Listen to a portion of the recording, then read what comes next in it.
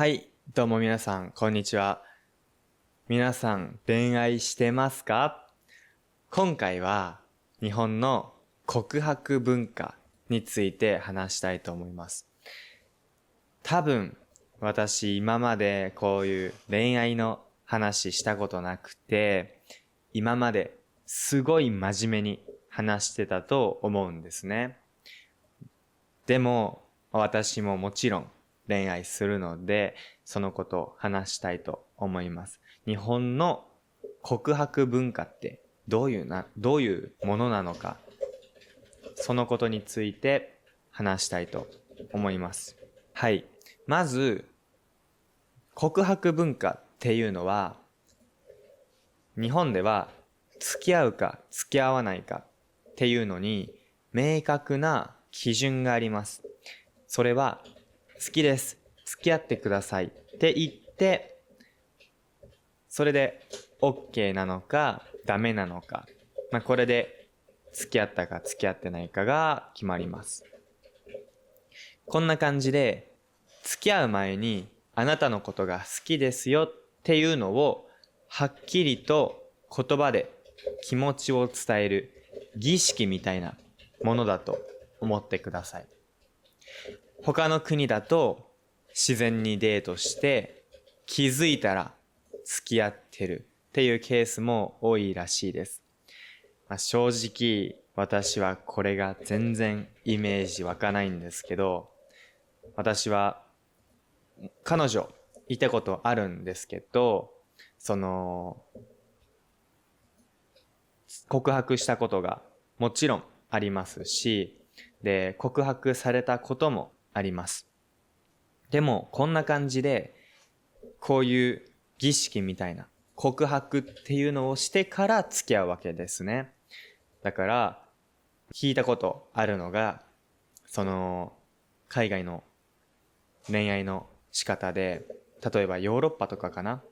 あんまり告白しなくて、気づいたら付き合ってる男の人の方が、俺たち付き合ってるよねって言って、そうだよみたいな感じになるっていうのを聞きました。いや、本当ですかそれ。めちゃくちゃ面白いなと思うんですけど、すごい日本と違うなっても思います。はい。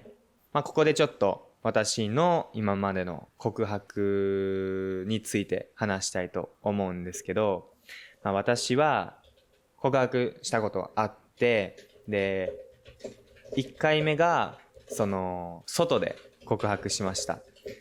好きな子に、放課後、外に来てって言って、で、待ち合わせをして、で、そこで、好きです、付き合ってくださいって言って、付き合ったのを覚えてます。はい。その時、友達が草に隠れてて、で、はいって女の子の方が言って付き合った時に、その男の子が草から飛び出して、ウェーイおめでとうみたいな感じで言ってくれたのを覚えてます。で、俺は、お前なんで隠れてんのみたいな感じで言ったのを覚えてるんですけど、でも、そんな感じで、他の人も、告白するっていうのを楽しみにしてたり、遠くから見てたりします。違う時は、告白した時は、LINE で告白したりしました。これちょっと、日本だとどうなのってなるんですけど、LINE で告白するのがダサいような、そういう考え方もあるんですね。こんな感じで、デジタルでどんどん告白の文化も変わっているんですけど、面白いですよね。で、他に付き合った時は、告白されたことがあります。その時は、すごい青春なんですけど、普通に学校生活してて、で、机の中を見たら、手紙が入ってたんですね。で、それはラブレターって言われてるもので、好きだから付き合ってほしいみたいな。対面で言うとちょっと恥ずかしいじゃないですか。だから紙に書いて気持ちを伝えるっていう、そういうのがあります。で、そういうラブレターを受け取ったんですね。で、すごい嬉しかったっていうのを覚えてて、その人とは付き合いました。そんな感じで、日本の告白文化っていうのがありますね。他にもあるのが、バレンタインとかですね。バレンタイン。そのチョコをあげるんですけど、チョコって2つの種類があるんですね。一つが義理チョコとか、友チョコとか言って、恋愛に関係がないもの。友チョコっていうのは友達にあげるチョコで、義理チョコっていうのは異性にあげるチョコレート。でも好きとかそういう気持ちはないよっていうようなやつですね。で、あとは本命のチョコっていうのがあります。好きな人にあげる。言ったら告白するような、そういったものになります。とか、もうすでに付き合っているカップルとかはお互いにチョコをあげたり、そういう文化があります。日本だとバレンタインデーに女性が男性にチョコをあげて、で、ホワイトデーに女性が男性からチョコをもらう、こういう文化があります。どうですか皆さん。結構面白くないですか？アニメとか見てたら結構知ってる人は多いと思います。帰り道に告白したりとか、屋上で告白したりとか、そういうの見たことあると思います。正直屋上で告白は今できません。屋上はほとんどの学校で入れないようになってるので、でも場所によっては屋上で告白するとかもあるそうです。すごい青春だなって思いますね。This is a quick head. Don't have anyone to practice Japanese with? We've got the perfect lessons for you. From beginner textbook lessons to real speaking practice, we create a custom lesson that fits your level. What kind of lesson would you like? Tell us in your trial lesson. Book from the description. はい。で、この告白文化なんですけど、これは昔からあるんですね。江戸時代とかからあるらしいです。交際、付き合うことを交際って言うんですけど、この交際するときには契約みたいな、そういうのが必要だったらしいです。で、その契約が告白みたいな感じですね。だから、この告白をするかしないかで関係が全然変わっちゃうんですね。これがよくわかるエピソードがあるんですけど、私の話で、夏休み、中学生の時に夏休みに告白しました。で、その時は LINE で告白しました。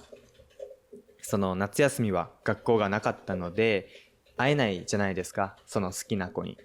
だから LINE で告白して、で、付き合いました。それで告白が成功して、嬉しかったんですけど、席が隣だったんですね。で、学校行くじゃないですか。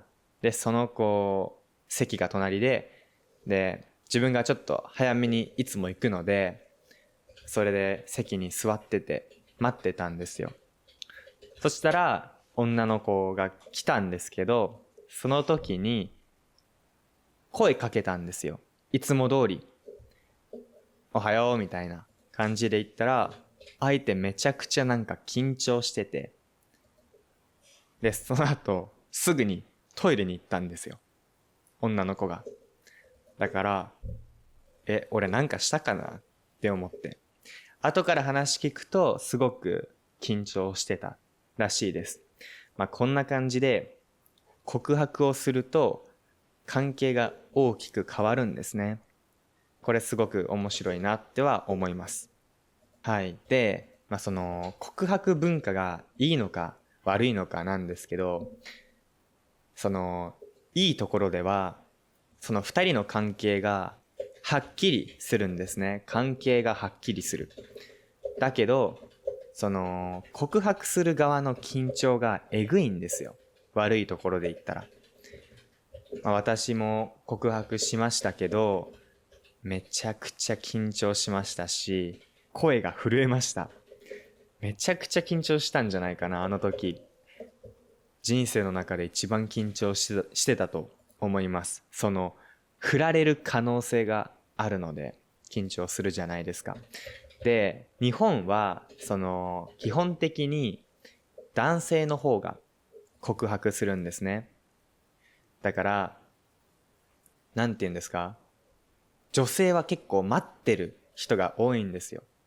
だから、お互いにいい関係になってきたら、男性が結構勇気を持って告白しないといけない、そんな感じの文化がありますね。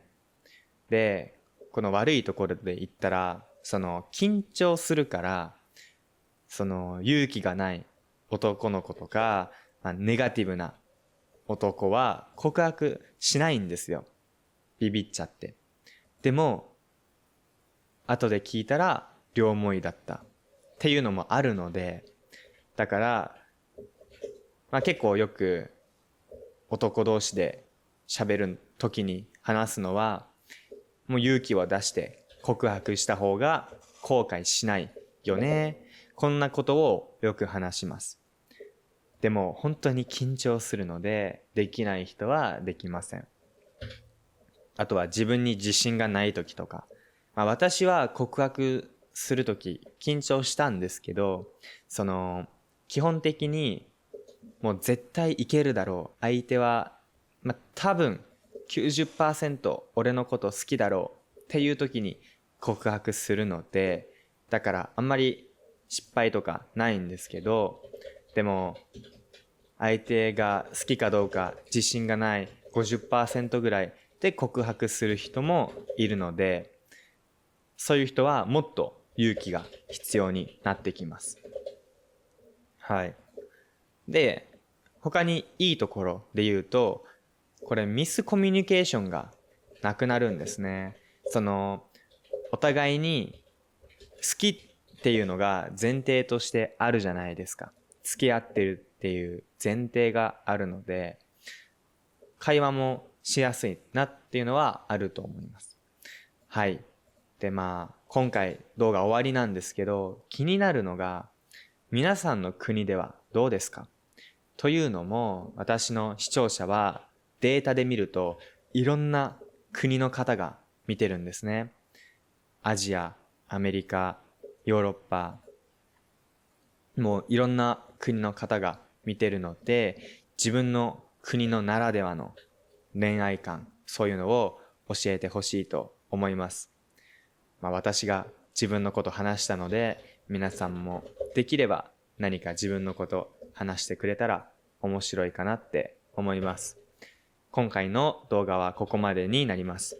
無料でオンラインレッスンの方予約できますので、興味がある方は概要欄かこちらから、レッスンの方の予約をお願いします。いつも動画を見てくれてありがとうございます。チャンネル登録と高評価よろしくお願いします。また次回の動画でお会いしましょう。じゃあね。